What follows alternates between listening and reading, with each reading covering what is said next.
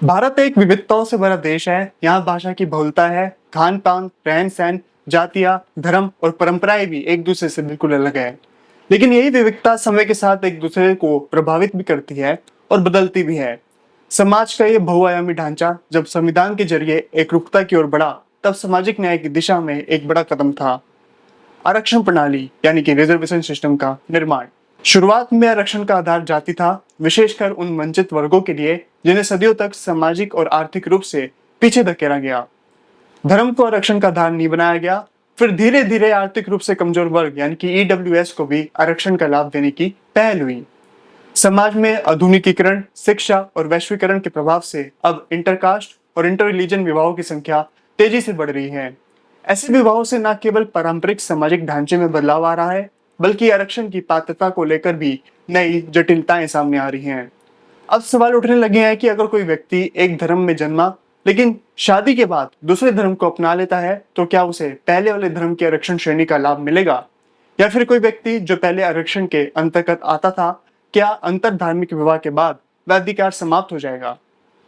ये ऐसे नए सामाजिक वैधानिक सवाल हैं जो अब देश की अदालतों के सामने आ रहे हैं, और अदालतों को इन्हें संविधान, सामाजिक न्याय और बदलते समय की कसौटी पर परख कर निर्णय देना पड़ रहा है।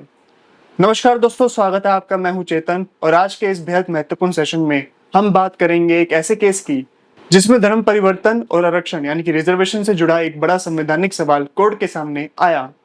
सुप्रीम कोर्ट ने वालसमा पॉल बनाम कोचिन यूनिवर्सिटी मामले में स्पष्ट किया कि केवल विवाह के माध्यम से अनुसूचित जाति या जनजाति का दर्जा प्राप्त नहीं किया जा सकता। यदि कोई व्यक्ति उच्च जाति में जन्म लेकर अनुसूचित जाति में विवाह करता है, तो वह आरक्षण का लाभ नहीं ले सकता, क्योंकि उसे सामाजिक और आर्थिक पिछड़ेपन का अनुभव नहीं किया है। सवाल यह था, यदि कोई व्यक्ति SC/ST कैटेगरी से बिलोंग करता है और वह धर्म परिवर्तन कर लेता है या फिर किसी अन्य धर्म के व्यक्ति से मैरिज कर लेता है, तो क्या हर व्यक्ति अपने ओरिजिनल SC/ST स्टेटस के तहत मिलने वाले रिजर्वेशन और बेनिफिट का लाभ आगे भी ले सकते हैं?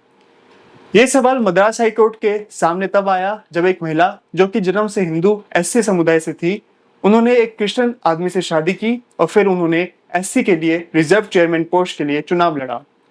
पिटिशनर ने कोर्ट में यह आर्ग्यू किया कि क्योंकि इस महिला ने इंडियन क्रिश्चियन मैरिज एक्ट 1872 के तहत शादी की है, इसका मतलब है कि उन्होंने अपने हिंदू धर्म और SC पहचान को रिनाउंस कर दिया, यानी कि त्याग दिया है।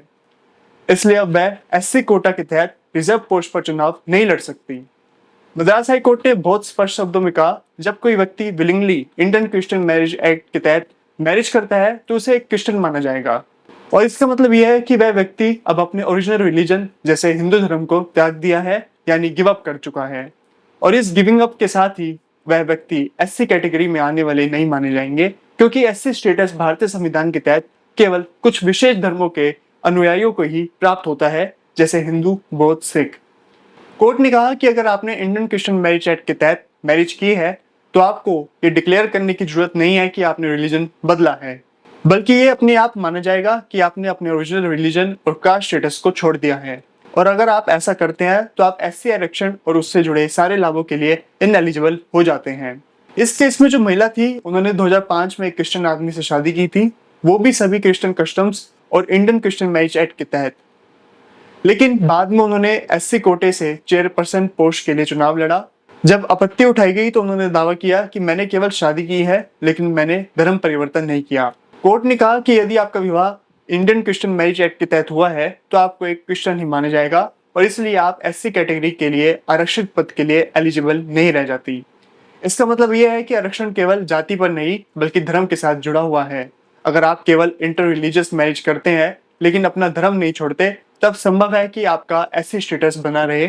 लेकिन यदि आपकी शादी क्रिश्चियन मैरिज एक्ट जैसे किसी स्पेसिफिक रिलीजन के एक्ट के तहत हुई है, तो ये माना जाएगा कि आपने अपना धर्म बदल लिया, और जब धर्म बदल गया तो SC रिजर्वेशन का कोई दावा नहीं किया जा सकता, भले ही आपका जन्म उस कम्युनिटी में हुआ हो या नहीं। ये फैसला हमें याद दिलाता है कि भारत में आरक्षण केवल जाति नहीं, बल्कि धार्मिक पहचान से भी जुड़ा है। अगर आप धर्म परिवर्तन करते हैं या किसी ऐसे धार्मिक कानून के तहत शादी करते हैं जो आपके मूल धर्म से भिन्न है, तो आपके लिए आरक्षण की एलिजिबिलिटी समाप्त हो चुकी है। उम्मीद है आपको आज के लीगल अपडेट्स की वीडियो पसंद आया होगा। अगर आपको ये वीडियो पसंद आया है, तो लाइक और सब्सक्राइब जरूर करें, ताकि हम ऐसे रोचक और इंफॉर्मेटिव वीडियोस लाते रहें।